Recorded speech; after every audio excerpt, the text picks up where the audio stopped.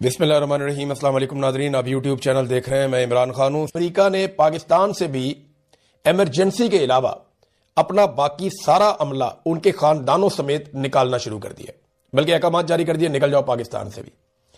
ऐसा क्या होने जा रहा है कि अमेरिका पाकिस्तान से भी अपना अमला निकाल रहा है?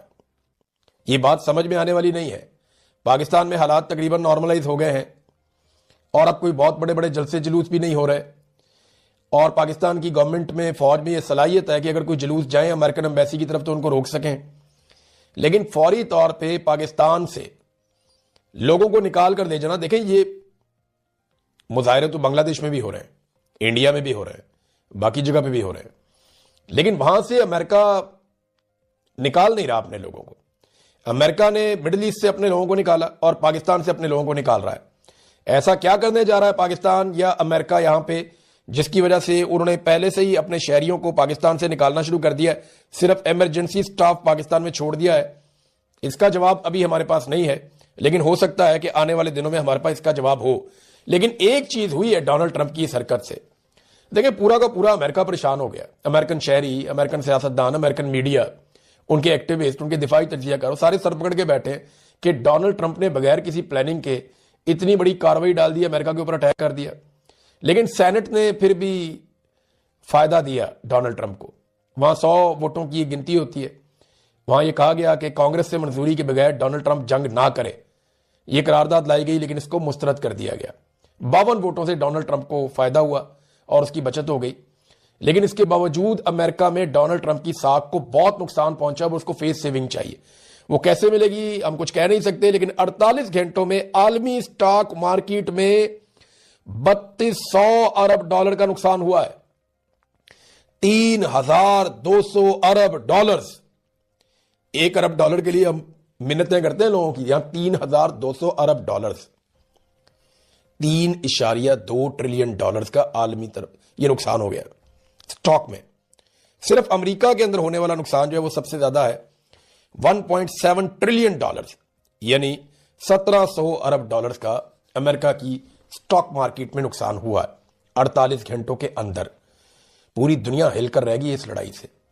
अब देखना यह है कि फेस सेविंग अमेरिका कैसे हासिल करता है और क्या ईरान अपनी चेन ऑफ कमांड बरकरार रख सकता है, यही है सबसे बड़ा सवाल।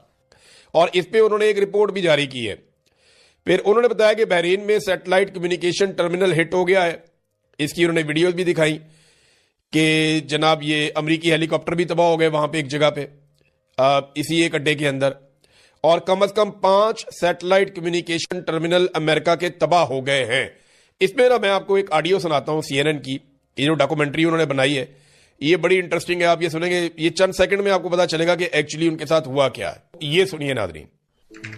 At least 9 U.S. military positions have been hit in less than 48 hours. These are relatively close targets. They're much nearer to Iran than its usual target, Israel. वो कह रहे हैं जी 9 साइट्स को निशाना बना दिया और 48 घंटों के अंदर ईरान ने, और इसराइल के ऊपर ईरान अलग से अटैक्स कर रहा है। अब अमेरिका के अंदर क्या हो रहा है? अमेरिका के अंदर ब्रीफिंग दी गई है अमेरिका के कांग्रेसमैन को, सेनेटर्स को। वो सर पकड़ के बैठ गए हैं कि ब्रीफिंग के अंदर उनको समझ ही नहीं आई। ब्रीफिंग से निकलने वाले लोगों ने क्या कहा, जरा ये सुनिए। सबसे पहले ये वुमेन कांग्रेसमैन है मिलानी, ये कहती हैं जी कि मैं अभी एक जंग से मुतालिक ब्रीफिंग से निकली हूं। ट्रंप इंतजामिया से मेरा सवाल था क्या उन्होंने कभी अमेरिकी आइन को पढ़ा है? ट्रंप हुकूमत यह तक वादे नहीं कर सकी कि वो ईरान के साथ जंग में क्यों है, जंग के बाद का मंसूबा क्या है या इसकी कानूनी बुनियाद क्या है। उन्हें बिल्कुल कोई अंदाजा नहीं कि क्या हो रहा है। यह तो जनाब एक सेनेटर ने कहा। एक और खातून सेनेटर है एलिजाबेथ वारन, उन्होंने कहा कि मैं अभी अभी ईरान के हवाले से एक अहम मीटिंग से आ रही हूं। अमरीकी बाशिंदे ठीक परेशान हो रहे हैं। ट्रंप को कुछ समझ नहीं आ रही कि उसने इस गैर कानूनी जंग में बिला वजह अमरीका को क्यों धकेल दिया है और अब इस अजाब को खत्म कैसे करेगा। यह जनाब एक और सेनेटर का स्टेटमेंट है। सेनेटर क्रिस मर्फी, उनका भी स्टेटमेंट है। उन्होंने कहा मुझे जो ब्रीफिंग दी गई है इसमें बताया गया कि ईरान के ड्रोन का हमारे पास कोई हल नहीं है। इसका मतलब यह है कि इस जंग में मजीद अमेरिकन अपनी जानें देंगे। हम इस गैर आईनी और गैर कानूनी जंग पर सेनेट में बहस करके हमें वोटिंग करवानी चाहिए। ये तो डोनाल्ड ट्रंप के लिए बड़ा मसला बन जाएगा अगर वहां पे वोटिंग हो जाती है तो। चक स्कमर, ये एक और जनाब अकलियती रहनुमा है सेनेट के अंदर, एक और सेनेटर हैं। अब ये कहते हैं मैं इंटेलिजेंस ब्रीफिंग से पहले की निस्बत अब ज्यादा तशवीश के साथ बाहर निकला हूं। मैं मुतमईन नहीं हुआ।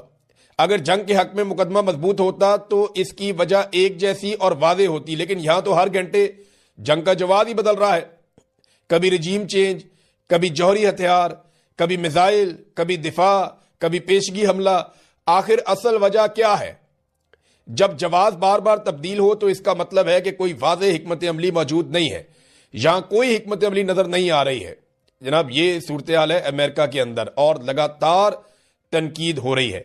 तो नादरीन ये सूरत हाल है अमेरिका के अंदर। अमेरिकन अपने सेनेटर्स को और कांग्रेसमैन को मुतमईन नहीं कर पा रहे। अमेरिकन हुकूमत के पास कोई जवाब नहीं है, कोई आईनी और कानूनी जवाब नहीं है। लेकिन डोनाल्ड ट्रंप के साथ हुआ क्या? मादुरो को उठाने के बाद डोनाल्ड ट्रंप का कॉन्फिडेंस बहुत बढ़ गया कि हम किसी मुल्क में जाएंगे वहां की क्यादत को भी उठा लेंगे। डोनाल्ड ट्रंप का एतमाद बढ़ता जा रहा था। शहबाज शरीफ जैसे लोग उनकी पॉलिश कर रहे थे और उसकी वजह से डोनाल्ड ट्रंप को लगा कि वो जो कर सकते हैं वो कोई नहीं कर सकता और वो बहुत ताकतवर है। इसके बाद जिस तरह उन्होंने बोर्ड ऑफ पीस बनाया उससे उनका कॉन्फिडेंस और बढ़ गया। तो नेतन्याहू ने चढ़ा के डोनाल्ड ट्रंप को ईरान से लड़वा दिया और अब डोनाल्ड ट्रंप एक ऐसी लड़ाई में फंस गया जिसकी वजह से मिडिल ईस्ट में अमेरिका के तकरीबन तमाम अड्डे मुतासिर हो गए और अमेरिकन का वहां रहना मुश्किल हो गया और पूरी की पूरी दुनिया स्टक हो गई। और इसका कोई जवाब डोनाल्ड ट्रंप के पास इस वक्त नहीं है। जहां ईरान के लिए बहुत बड़े बड़े चैलेंजेस हैं वहां डोनाल्ड ट्रंप भी बहुत बुरी तरह फंस गया है और अब बचने का रास्ता सिर्फ एक ही है कि आपको पीछे हटना पड़ेगा या कामयाबी साबित करनी पड़ेगी, और कोई रास्ता नहीं है। नादरीन आबनाए हरमज अभी तक बंद है, सिर्फ वहां से चीन का तेल जा रहा है और किसी का नहीं जा रहा। और चीन का तेल इसलिए जा रहा है कि चाइना सबसे बड़ा खरीदार है ईरान के तेल का भी। ईरान अपना 90% तेल लगभग चाइना को बेचता है और चाइना 400 अरब डॉलर की इन्वेस्टमेंट ईरान के अंदर करने का इरादा भी रखता है। अमेरिका के अरबों डॉलर खरीज के अंदर डूब रहे हैं जबकि खलीजी ममालिक का भी बहुत पैसा जाया हो रहा है। इस वक्त तक की इतला के मुताबिक जो खलीजी ममालिक के इंटरसेप्टर्स हैं वो खत्म हो रहे हैं और एक रिपोर्ट आई है द इकोनॉमिस्ट की। वो रिपोर्ट ये बता रही है कि खलीजी ममालिक जिस तेजी से इंटरसेप्टर्स को इस्तेमाल कर रहे हैं इतनी तेजी से अमेरिका बना भी नहीं सकता। वो एक एक दिन में इतने मिसाइल दाग रहे हैं खलीजी ममालिक सिर्फ हमलों को रोकने के लिए जितने मिसाइल अमेरिका एक महीने में नहीं बना सकता। तो ये इस्तेमाल जो है ये किल्लत पैदा कर देगा इंटरसेप्टर्स की और उसके बाद ये मौजूद नहीं होंगे। जब ये खत्म हो जाएंगे तो फिर ईरान के पास ज्यादा फ्री हैंड होगा। और ईरान ये कह रहा है कि उसने अपने बेहतरीन हथियार को इसलिए बचाकर रखा है कि जब इंटरसेप्टर्स खत्म हो जाएंगे तब वो इन हथियारों का इस्तेमाल करेगा। अब नाज़रीन थोड़ा सा आपको बताते हैं कि यूरोप क्या कर रहा है। यूरोप में ना कम से कम 3 अभी तक खड़े हो गए हैं डोनाल्ड ट्रंप के खिलाफ। सबसे पहले स्पेन के वजीर आजम खड़े हुए, उन्होंने स्टेटमेंट दिया उन्होंने कि जंग ही गलत है, ये गैर कानूनी गैर आईनी जंग है। और नेतन्याहू के खिलाफ उन्होंने स्टेटमेंट भी दिया, उन्होंने कहा नेतन्याहू जो है ये कातिल है गजा के बच्चों का और ये जंगी मुजरिम है और हम ऐसी चीज का हिस्सा नहीं बन सकते। और उन्होंने अपने अड्डे देने से भी इनकार कर दिया। डोनाल्ड ट्रंप ने बाद में धमकी दी, जनाब हम जब चाहेंगे इस्तेमाल कर लेंगे, हमें कोई नहीं रोक सकता। और तजारती पाबंदियां भी लगा दी स्पेन के ऊपर। तो स्पेन के वजीर आजम ने दोबारा जवाब दिया, उन्होंने कहा हम अपना मामला देख लेंगे, यूरोपीय यूनियन के साथ अमेरिका अपने मुआहदों की पासदारी करे। तो स्पेन तो डट के खड़ा हो गया मजबूती के साथ। दूसरी तरफ जो फ्रांसीसी सदर मैक्रोन है उन्होंने भी इस लड़ाई की मुखालफत कर दी है।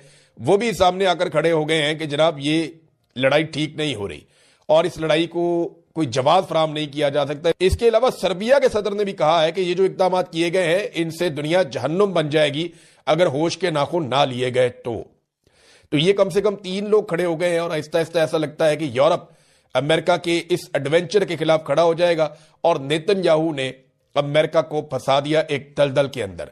अमेरिका में बेशुमार लोग अब ये बात कर रहे हैं, अवाम ये बात कर रही है, सियासतदान ये बात कर रहे हैं, उनका मीडिया ये बात कर रहा है, उनके एक्टिविस्ट ये बात कर रहे हैं कि अमेरिका को नेतन्याहू ने कंट्रोल किया और फंसा दिया और डोनाल्ड ट्रंप एक ऐसे जाल में फंस गए हैं जहां पे अब कोई जवाब नहीं है ना। अब तक इतना ही, अपना ख्याल रखिएगा, अपने चैनल का भी। अल्लाह हाफिज। इमरान खान साहब की मेडिकल रिपोर्ट के हवाले से अलग अलग तरह की बातें हो रही। पाकिस्तान तहरीक इंसाफ की जो लीडरशिप है वो कह रही है रिपोर्ट ठीक है, इमरान खान साहब की आंख के अंदर बेहतरी आई है। रिपोर्ट भी यही कह रही है। जबकि इमरान खान साहब की फैमिली और उनके जो ज़ाती मुआलिजीन हैं वो अभी तक मुतमईन नहीं है। और तीसरी तरफ वो लोग जिन्होंने यह दावा किया कि इमरान खान साहब की आंख की बिनाई बिल्कुल ख़त्म हो गई है, उनका दावा अपनी जगह पे मौजूद है। अब आप इन सारी चीज़ों को इकट्ठा करें और एक बिगर पिक्चर आप इसकी देखें तो हुआ क्या। एक तो ये है कि पहले खबर आती है कि इमरान खान साहब की आंख ख़राब हो गई है, और इमरान खान साहब ये बताते हैं कि मैं अक्टूबर से इस बात की शिकायत कर रहा था, जनवरी में जाके इन्होंने सीरियस लिया और फिर यहाँ टेस्ट करने के बाद ये मुझे अस्पताल में लेकर गए, वहाँ पे मेरी आंख टेस्ट करवाई और आंख के अंदर इंजेक्शन लगाने के बाद बताया कि 15% आंख बची है और 85% आपकी बिनाई चली गई है। और इमरान खान साहब ने ये भी बताया कि बाकी भी चली गई थी। अब ये रिपोर्ट होता है सलमान सफदर साहब की रिपोर्ट में, और ये सुप्रीम कोर्ट ऑफ पाकिस्तान के अंदर जमा करवाया जाता है, और इसके पीछे भी मेडिकल रिपोर्ट्स का अमल दखल होता है। अच्छा, इसके बाद क्या होता है कि अफसार आलम साहब आते हैं। अब अफसार आलम साहब कौन है आप जानते हैं, मिलिट्री एस्टेब्लिशमेंट से उनका क्या ताल्लुक है, नून लीग की हुकूमत से उनका क्या ताल्लुक है, वो खुद हुकूमत है, आप जानते हैं अच्छी तरह। तो अफसार आलम साहब आकर ये दावा करते हैं कि इमरान खान साहब की आंख की बिनाई बिल्कुल चली गई है। अब कुछ और भी जो टाउट्स हैं वो आते हैं, वो भी दावा करते हैं कि इमरान खान साहब की बिनाई बिल्कुल चली गई है। अब बराह रास्त खबर तो या तो पाकिस्तान की मिलिट्री एस्टेब्लिशमेंट के पास है या उन डॉक्टरों के पास है जो चेक कर रहे हैं। बराह रास्त कोई खबर ना तो इमरान खान की फैमिली के पास है, ना उनकी पार्टी के पास है, ना हमारे पास है, क्योंकि मौका ही नहीं मिला इमरान खान को मिलने से। जो जराए के हवाले से खबर आती है वो हम आप तक पहुंचाते हैं, लेकिन उसमें भी वो खबर वहीं से जनरेट हो रही है जहां से पाकिस्तान की मिलिट्री एस्टेब्लिशमेंट चाह रही है। इमरान खान साहब तक बराह रास्त एक्सेस तो बड़े अरसे से इन्होंने बहुत ज़बरदस्त तरीके से कंट्रोल की हुई है।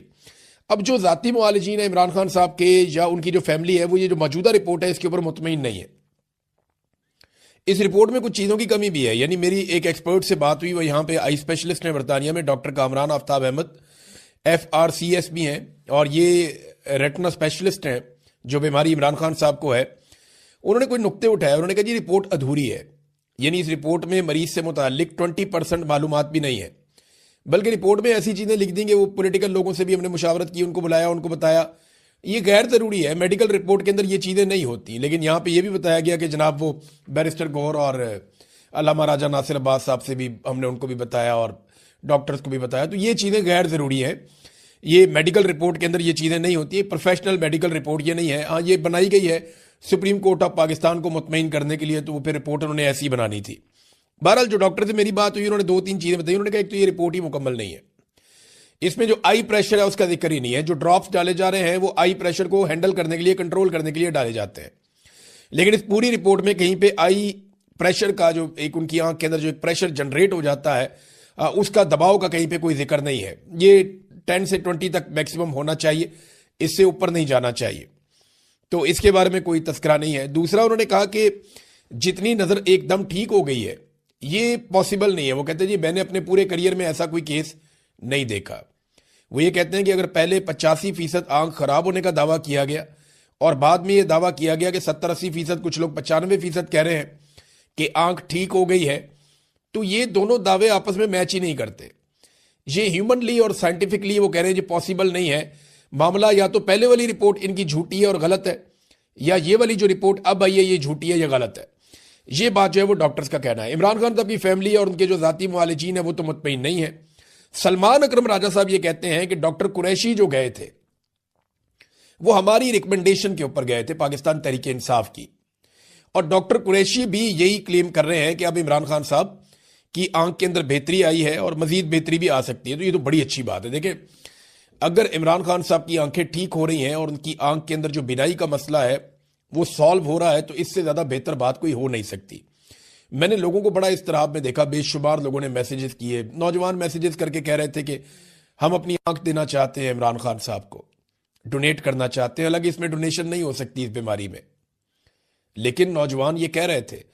बेशुमार खवातीन और हज़रात के मैसेजेस आ रहे थे, वो दुआएं कर रहे थे। खाना काबा में लोग दुआएं कर रहे थे, लोग मस्जिद नबवी में दुआएं कर रहे थे, लोग अपने घरों में दुआएं कर रहे थे। लोगों ने बहुत दुआ की है इमरान खान साहब की आंख के लिए।